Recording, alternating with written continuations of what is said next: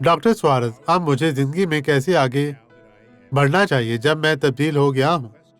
عظیم سوال، لیکن کیا آپ میرے پاس اس کا جواب دینے آئے ہیں؟ پس جس طرح تم نے مسیح یسوع خداوند کو قبول کیا، اسی طرح اس میں چلتے رہو۔ آپ نے اس کی پیروی کیسے شروع کی؟ ڈاکٹر سوارز، میں خراب یا گنہگار یا گناہ میں ڈوبا ہوا ہوں یا گناہ کر رہا تھا؟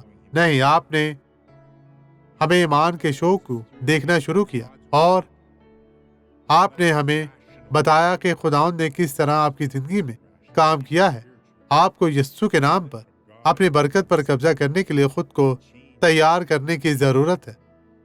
جب آپ کلام پڑھتے یا سنتے ہیں تو اس پر پوری توجہ دیں اور آپ دیکھیں گے کہ آپ مسیح میں کیسے آگے بڑھ رہے ہیں۔ خداوند تیرا شکر، تیری تعریف ہو۔ آئیں اب دعا کریں۔ باپ، میں ہر اس شخص کو برکت دینے کے لیے یہاں موجود ہوں جو ہماری عبادت کا حصہ ہے، جو تجھ پر ایمان رکھتے ہیں۔